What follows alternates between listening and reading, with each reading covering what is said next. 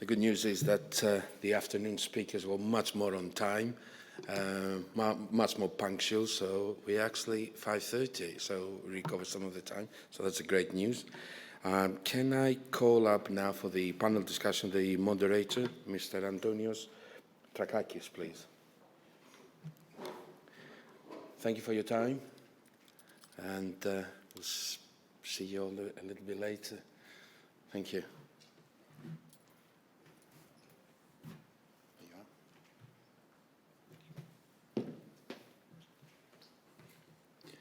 Good afternoon. Thank you very much for staying with us. It is really a pleasure and a privilege to have the opportunity to make the discussion. It is, the history is telling us that the humans who are having a state or a status of living due to certain revolutions that happened in our history, the agricultural, the industrial, and now it's the informational and technological. Technology was always key to the leap in the development of humans. What is technology? Technology is stemming from two Greek words, techni, which is art, or the skill to do things different. And now humanity is called not to follow a process of development, but a process of change in order to meet the very demanding decarbonization task. And here we have again to do things different, and for this technology is very important. And I would hereby like to invite our panelists to join the discussion and share their views about how technology can really improve and decarbonize shipping in a fast and reliable manner. So I would like to invite Andreas Chrysostomou, Paleokrassas, Christos Papandreou, and Demetres Armanes. And Vasileios Petousis, yes. So we each sit under our respective picture, I guess, right? Όπου θέλετε, όπου θέλετε.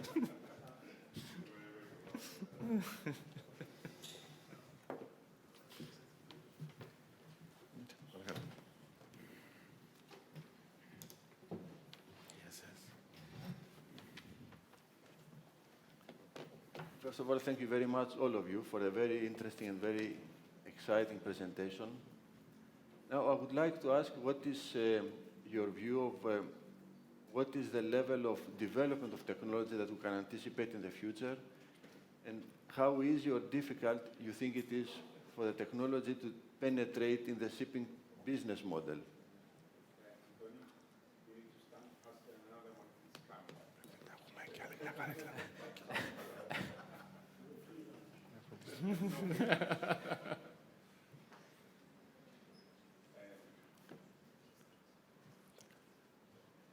Όλοι καλοί χωράνε που λένε.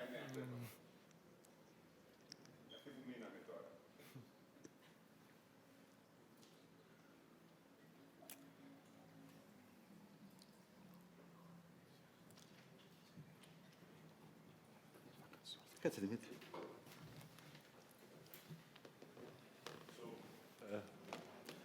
Is it working now?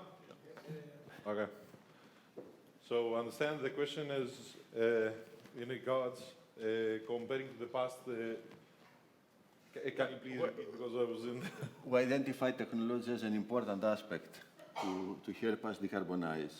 So, what is your view on what are the technological developments we can expect, and how this can possibly enter into shipping business faster rather than slower? How easy or difficult it is for the technology to penetrate in the shipping companies? I think that since performance being an issue that has been addressed for several years, it's not that easy, because people have a strong belief that they are doing their best for many, many years in regards to the issue. The thing that modern technology brings to the table is that it quantifies and creates a constant understanding of what's happening. So you discover small pockets that do not appear in the fluctuation. So you mature on decision and quantify benefits to get to richer decisions, to more educated decisions, and that's I think the way that the modern data and the modern technology will penetrate, the optimization that will occur will pursue the people to adapt. Andrea, how do you think? Can you hear me? Yeah. Okay. I'll separate into two parts. How technology can assist decarbonization. And we have to understand technology will assist, is not the solution. The solution for decarbonization belongs to the people. It's a tool, it's not the end. Yeah, because the problem we have is that we've been using technology since 2007 to try and decarbonize the industry. You will tell me, but it was in 2011 that we got the first EEDI through Marpol. Yes, we did. But that maximum can bring us to a level which the Japanese say operational and technical measures can reduce the carbon footprint of the industry from 2008 maximum to 65%. And then we go through the years and we see that even the European Commission and the European Union is introducing a measure called the ETS to shipping. ETS is not a solution. It's a culture change. It's a market-based measures, and the reason is, so what we need is to have the technology assisting us and changing the culture of the people operating. How easy is for technology to penetrate the new technologies, shipping? I think nothing is different. The same way that all technologies introduced to shipping, the same way it happens now. Maybe in 2019 we had connectivity, let's say, 10%, and due to COVID we went to 90%. It all depends also on the demand and the supply. But I do believe that shipping industry is not lacking anybody else in the sense of attracting the technology or adopting the technology. It's just because of the nature of its operation, sometimes it's lower than other industries. Frank? I would start off by saying that in shipping we are extremely traditional and slow adapters compared to other industries. But I do think that gives us a strong plus, of course, because we do tend to adapt tried and tested technologies at the end of the day. So we're at a quite comfortable position to this regard. Now, with regards to how technology is used, over the years we have moved away from what was essentially data collection and paper and then electronic means, to now finally utilizing the data and obtaining insights out of that. So, okay, I'll bang on the old drum here, where ultimately analytics is driving us forward. But how all of this is going to change in the future, we are moving up the analytics chain. We started off from descriptive analytics, what happened. We're moving into predictive analytics, what is going to happen, as Christos was talking about before. And finally, it's reaching the level of prescriptive analytics that starts becoming interesting. Right? What, if I do this, what effect will I be able to achieve? And there it's where it starts really becoming interesting, because straight away you can understand how much savings you're going to have. And therefore, it's where you start getting the financial incentives, and therefore board level stakeholders buying in. So, and of course, that is the only way that you're going to drive change, if there's investment in it. Mind me to say that I fully agree with this. I just wanted to express a thought that we often look into a payback of an investment, especially in terms of technology, but now, under the pressure of CII, we will have to also compare what would be the cost of solutions that can give us the same CO2 reduction. And what do you think? Technology will be competitive in that respect with other possible solutions? This analytics will be competitive? Certainly. I mean, if you ask me, analytics in investment into digital systems is by far the cheapest and easiest way to engage in decarbonization and improve. All other measures that involve installation of equipment, retrofits of ships, or even ordering new ships, scrapping, and ordering new ships are far more capital intensive. Thank you. Christos? Going back to the initial question, actually, Yes, yes. my perspective starts with that technology is here, will going to advance with exponential rate, and this is the fact. And now, as Frank said, indeed in shipping industry we are somehow traditional, and we tend to wait to see until something is fully reliable to be able to advance in it.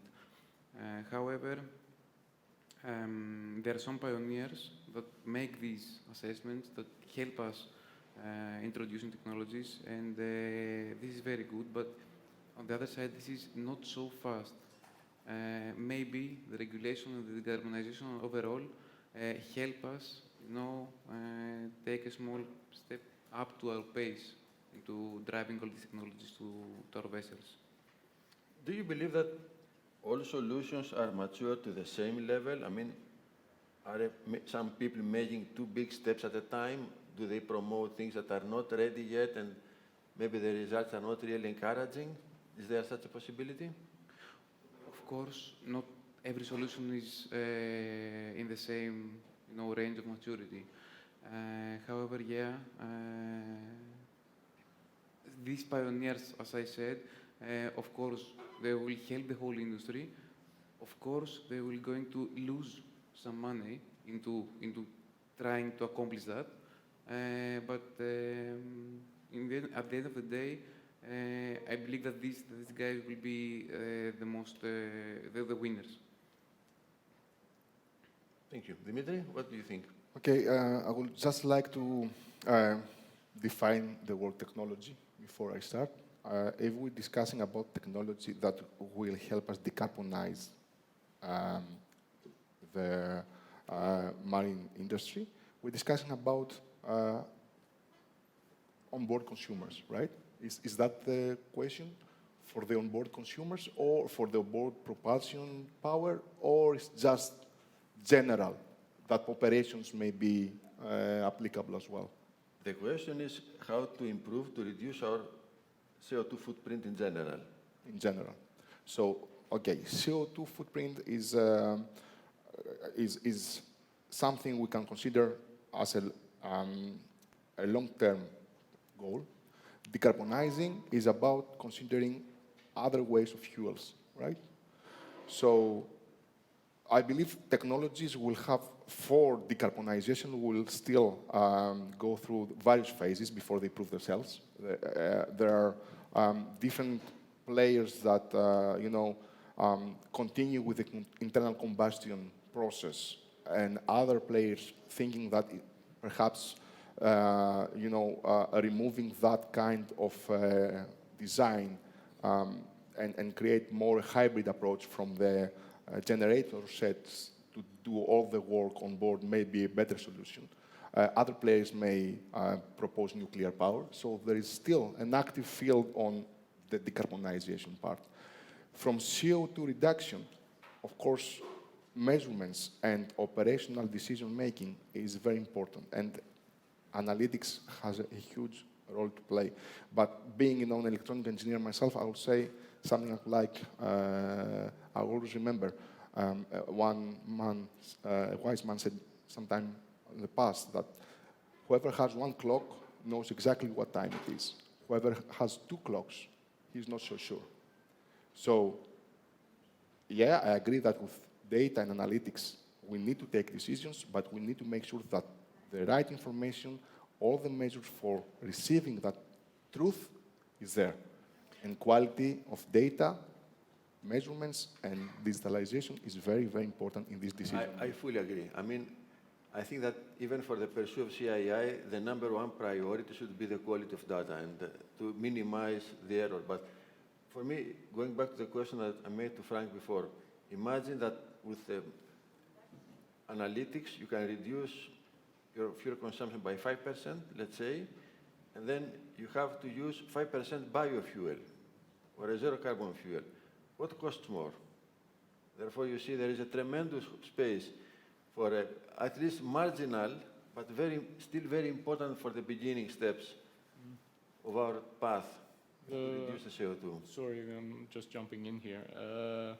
The problem is you always have to consider which stakeholder you're addressing, because we talk about the digital tools from one hand, and this is what we as ship managers and non-operating owners would be using. But then talk about biofuels. That's actually something that charterers would pay. So it's different pockets, and this has been always the problem with decarbonization, especially in the past.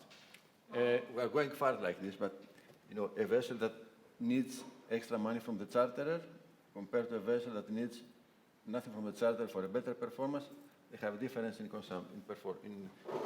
competition. This is the prospect I look at it, the aspect I look at it. Okay. Sorry for this. Just to add on this, the target that's set for all of us is very huge. In my opinion, we need all of it. Yeah. We need agility and flexibility from ourselves. We need to educate our charterers to understand what's happening, because they need the low-cost fuel, but they need a vessel that does not exceed CII targets. So they need to understand why you are suggesting a biofuel, let's say. Mind me to say, to consume the minimum possible new fuel. In the same time, you need awareness of what's happening to yourself. So you need data to understand yourself. You need flexibility to address the issues that occur. We need all of it. We need all of it. So to decrease the footprint of the industry on CO2, we need to overperform ourselves in every aspect of the approach that we have currently.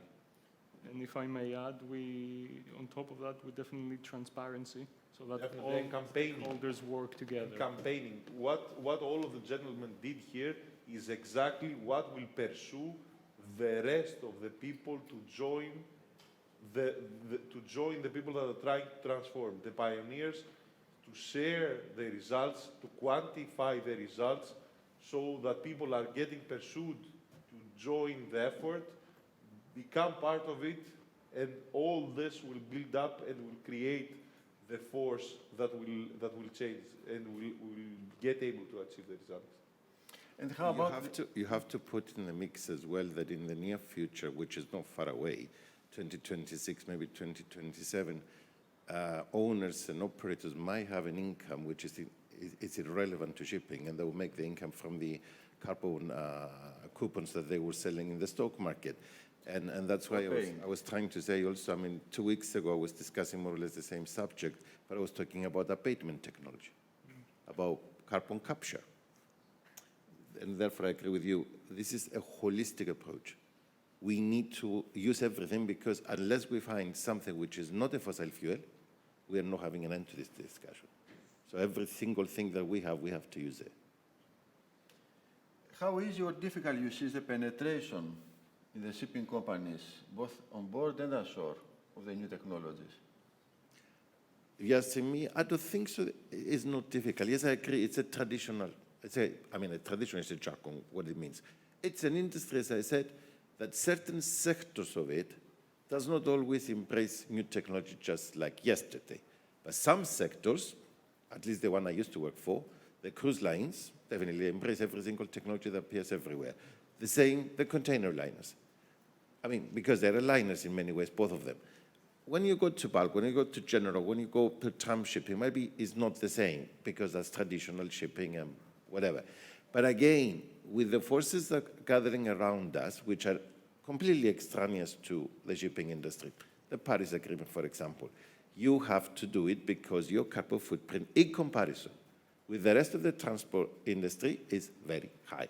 The reason being is because, in my opinion, since 2004 and onwards, we were dragging our feet. We only did operational and technical measures. We never took at least as small market-based measures. And now, if the IMO also agrees with the European Union and we get an international ETS, which is cap and trade, there will be another completely different game to play, to have an income also. So yes, the answer to you, sectors do, they agree with technology and they get it in, some other sectors don't. That will not change either in the future, because there will be new technologies for different things, but that will not change. It's a mentality because of what those sectors are. My concern was especially for the crew, because we are asking too much from the crew. Mm-hmm. I think I was very clear on my presentation that you have to have them in the loop, because otherwise they will not perform. Indeed, indeed. To be honest, I had a personal experience. Once I was working in a shipping company and I invested in a low-friction paint. And I could not see the benefit. Yeah. And then after a few voyages, they found a bunker surplus on board. And I asked the chief engineer how this happened.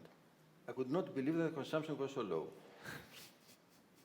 And I was reporting higher. Yeah. But on the other hand, we have to see that we ask too much from the human element. Too fast. Too fast. And I think that number one has to remain safety. And sometimes that the development of crew to match the pace of development of technology, you think is possible? Dimitri? I think you're addressing a huge issue. This is the concern, and I think many of the initiatives regarding autonomous ships starts with this concern, how we could manage a task force in the future that is well behind the technology on board.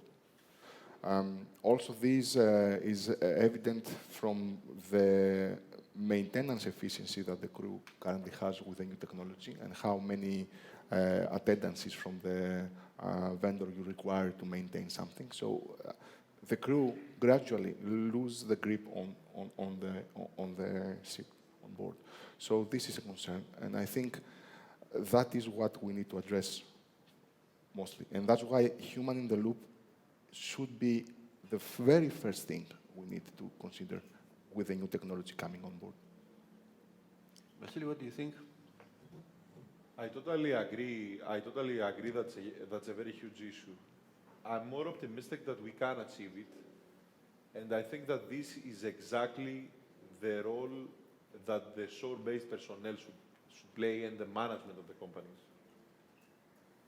The crew is definitely adequate to get the task if you clear out their path from useless operations, from paperwork, if you educate, if you let them understand, and the most serious, if you stand alongside them as a helper of them, to assist them, to get them in the loop, to make them, to assist them on understanding, to clarify all this.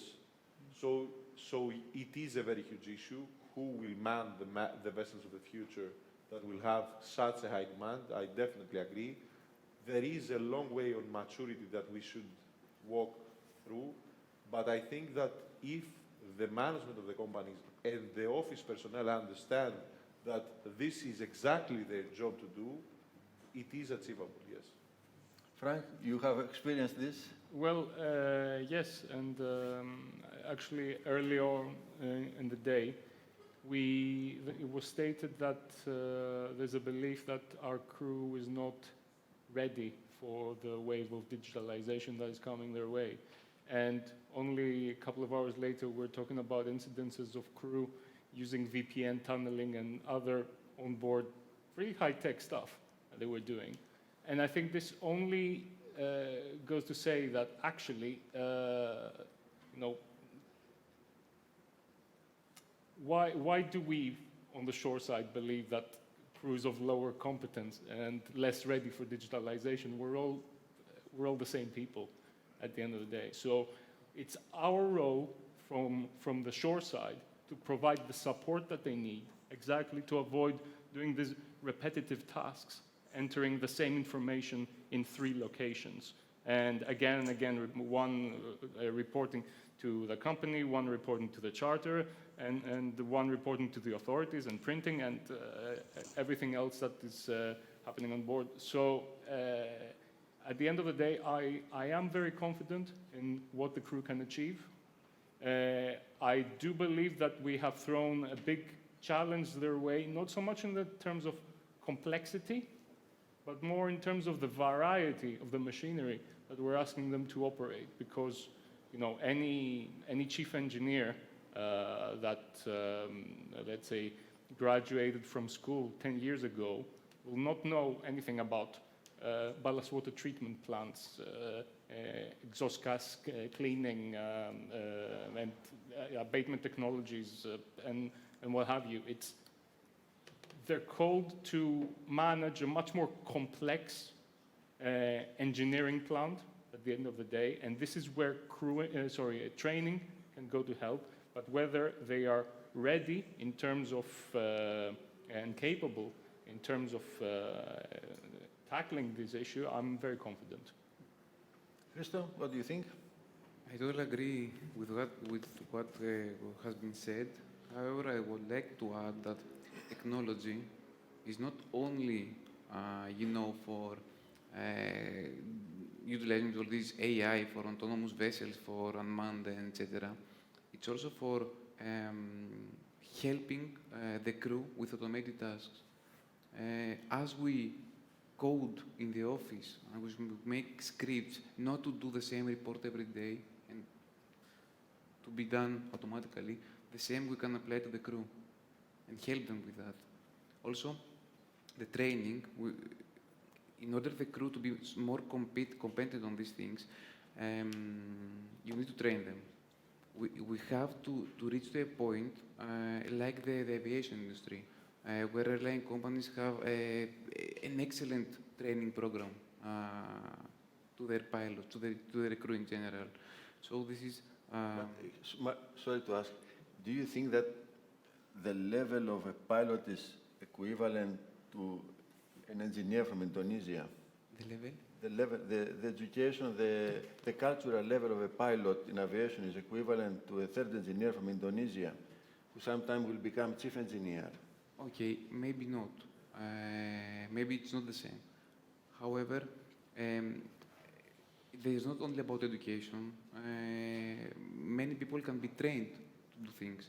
And also, the pilot is almost one or two crew members the whole aircraft. Every engineering problem is dealt from him.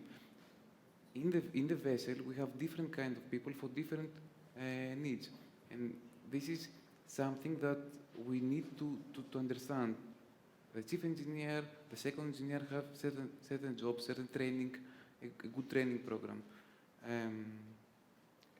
One last to the previous is that we again say about the competence of the crew, and that it cannot, be so digitally competent like us here in the office. People that are, now 30 years old, people that, 60 or 70 years old, are not the same competent in terms of digital technologies. Because now the children are born with a mobile phone in the hand. This is exactly the same to the crew. You can ask the same person, the same chief engineer, to be totally digitalized when he is 60 or 65 years old, and ask the same from the guy that is 30 years old. So this, us here in the office, will change the crew. As the older generation will retire and the new one will take place, this is something that will, by itself, be advanced. Can I add something on the mix? I mean, I fully agree with what you said, and exactly that's what the companies have to do. But there's one element that we keep forgetting. When the regulator, the international regulator, whether that is IMO, whether it's ILO, or especially IMO, which is technical, is introducing a new regulation or a new treaty. Let's get ballast water, a very good example, which you need to be a biologist to be able to do many things if you're on board the ship. They demand the technical standards to be issued on the same day as the entry to force of the convention. But the training manuals and the model courses might turn up 10 years later. So the first thing we need from those that do the regulations to provide all the set of the tools that we need. So when... In due course. Exactly. So we have the motor courses, we have the dual courses, we have whatever you call them at the same time. What do I need the technical standards if I cannot train anybody to use them? Totally agree. The CII is the perfect example. The of CII is upcoming. exactly. I mean, it's coming in 3 months, and there are various very serious clarifications that need to be made on how to achieve it. I mean, you might need to have biofuel contributing to your fuel mix on the 1st of January. You do not know how it will be accounted, as well as, am I wrong? No, you're absolutely right, yes. You cannot The know. reason I'm laughing is because it's always like that. I've been working for them for 25 years, but especially when it comes to training, and I believe Captain Ami will agree with me, how can we still train crews on something written in 1995? Sorry. And we need that. And eventually, we heard this morning, we might have a cybersecurity class notation. Obviously, for that class notation, you need to have able seamen to run them. And those able seamen, they need to have a certain certification. And that certification doesn't exist. So what the owner, what the operator, what the charterer can do, we're going to do as much as we can from the office, but if the basic element of education does not exist, then we have a problem. Yeah. Now, I don't know if there is any question from the floor. I have one more question for you. From your field of expertise, what do you see that there are developments that we can expect to improve our operations? Vasily? The ease of availability of data to enrich decision making is king, is a very huge, is something that is available to us and can make a huge difference. Weather routing, I think, is a very useful tool that we have not, and weather prediction. It's not only weather routing, the improvements in weather prediction, as well as the availability on weather routing, can make a very big difference on what we will achieve. And open-mindedness to new technologies and monitoring and analyzing. Andrea? I think I'm covered. That's the basic facts. And I totally agree. Weather routing is useless if you don't have correct predictive methods. And the weather predictions at the moment are really good. So I believe it's a great opportunity, but also to improve our operations is one, as I said, in 2050, the public will demand us to be carbon neutral. And that I don't know how we achieve. Do you believe that prediction of sea currents is accurate? No, but they have made leap of jump from what we used to do before. I mean, and we're expecting that in the future, not far away from here, we're going to have a much better prediction.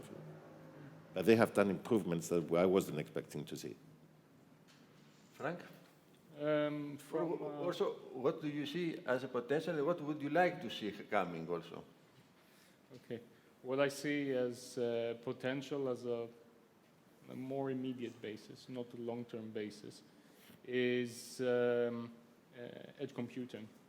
So everything that we talked about, with the advanced analytics, for example, that we do, we still require the data to be entered on the ship and sent ashore. If it's telemetry data, okay, maybe it's going to be transmitted in a matter of minutes to reach the algorithms and then swing back ashore. Maybe you have, I don't know, an hour, something like that, all things considering. When it's manually reported data, with replication problems, connection problems, what have you, maybe you have the insights within one or two days. So if you're instead running everything on the edge, so on board, and you have the decision support tools running on there directly, and giving immediate course of action with prescriptive analytics, as we talked about before, to the people that are operating the ship, then you can achieve the maximum amount of savings or incident prevention or anything basically that we can do to optimize our operations. Now, in the long term, what I would like and what would actually solve our decarbonization issue is more in the field of fantasy, and this goes into nuclear fusion. So I won't touch that because that's always 50 years in the future, as they say. Captain mentioned before something that I would like to iterate now as validation of data? How easy or difficult is to validate the data coming into the system? For us, I mean, we've invested a great deal on the matter. We built a digital twin for every ship, as we talked about, and we have a vessel application. And so the vessel application is running validations based on the individual ship model. And on top of that, we have cross-validations, dynamic validations, overall 600 data quality measures for manually reported data from the point that it's entered in the system. Then we do more on the shore side, but that's what we have devised in order to assure data quality. It's still not perfect. I don't think it will ever be perfect, and we keep adding, but it's where we are right now. Christos? About the validation or the... About mostly what do you think that we can expect, and what is coming? What would you like to see coming?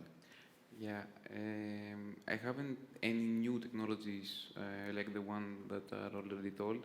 However, I strongly believe that this transparency of data, this transparency of the analytics must be made clear to everyone. It's not only the performance engineer who needs to know this stuff and just say do this or do this. It's everyone, and especially the crew that has to see all these parameters and to be able to take decisions on the spot. This, and better explained in plain words. I like so much what BSM has already done about the one indicator, which is standard, from 0 to 100. And everybody can understand that. So if someone either is on shore and is not a performance engineer, or it is on board, he can see a transparent number, and if he is keen on technologies, keen to these products, he can directly go and delve deeper into why this number is that. If this becomes available to everyone, if all this data and analytics become available to everyone, then all the decisions, the weather routing, and all this kind of stuff can be applied much more easily. It is available to everyone. Let's have discussion. It is available to everyone, but it's not at the same time. Dimitri, what do you think? Well, I will have to go with three technologies. First of all, I agree with the edge computing. It's very important, and it's important why. In my terminology, this is automation upgrades, right?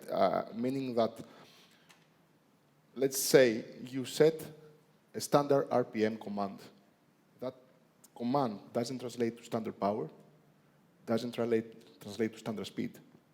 So you need edge computing to take split-second decisions on the real energy management on board in order to reach, to your point, in time. And that's my second technology, just-in-time arrival. You need to optimize time across the board. Dimitri, I fully agree with this, and this is a different scale of voyage optimization. So let me elaborate a bit. It doesn't matter if you do weather routing, if the benefits of reaching to your destination faster negates the losses you have in taking that rough route. So it's a global optimization problem. It's not only from a point A to point B, it's across the value chain.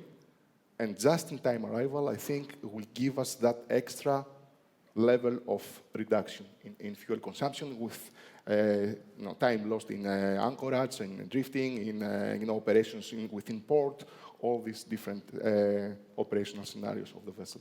Demetres, just a question from me, if you may.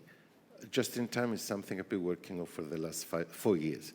And we have a digital solution for that, okay? The problem is, do the ports cooperate for that?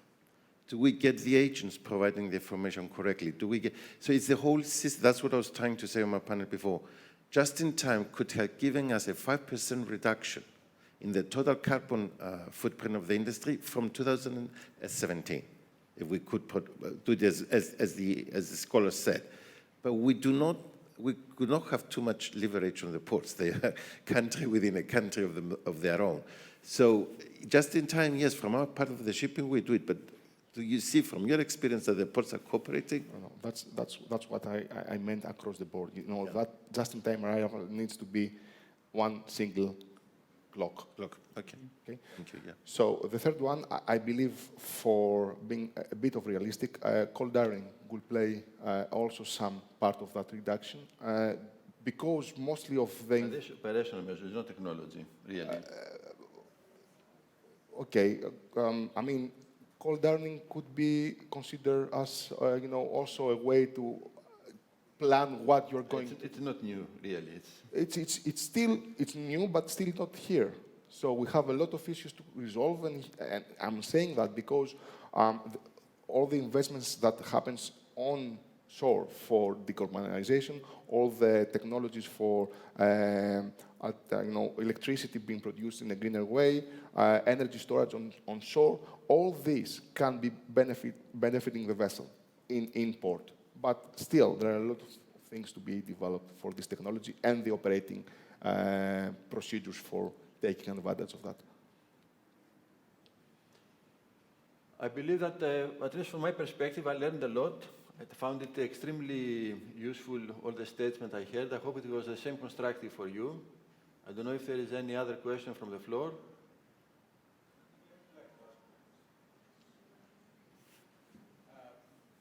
I would like to ask,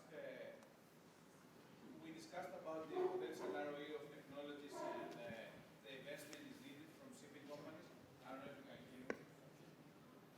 Better with microphone. We discussed about the potential ROE of technologies and the investment is needed across the board on stakeholders. Do you believe that the industry will have to consolidate, and that obviously will have an effect on the Greek shipping, as it is mainly smaller type companies? So we can see the potential technological ROEs and the investment needed to be achieved that more easy or more feasible in bigger fleets compared to 5 to 15 type vessels companies? The question goes to? Anyone that is... I can give it a go. I do believe, because you're asking a question that we have to look on our crystal ball here. Consolidation might happen, and one of the drivers or the catalyst would be the ATS. That's the one, and the other one is the ESG we didn't even touch here. Because the so-called greenwashing is gone. To get financing, and financing to implement even the digital solutions if you need to, from now on you have to prove that you're really green or you're achieving sustainable solutions. So that might push certain parts of certain sectors, in my financial analysis of the issue, to consolidate. But a full consolidation, I find it very, very, very, very difficult to happen. Yeah, I agree with that. I cannot imagine a consolidation as far as owners are concerned, so I wouldn't really be worried about the Greek industry, so to say. But coming to exactly what Andreas just said, there are, let's say, regulation is getting more difficult. There are digital tools that only, let's say, larger players have to their disposal. ESG was mentioned. I would generally say economies of scale. So there will, I do imagine that there will be consolidation as far as ship management is concerned, at least as far as certain sections of it are concerned, because of course running a whole ship management company to run 2 ships is extremely expensive. Whereas if you give it to a third-party ship manager, it's going to be, I don't know, a fraction of that price. And then you get all the side benefits that we just talked about.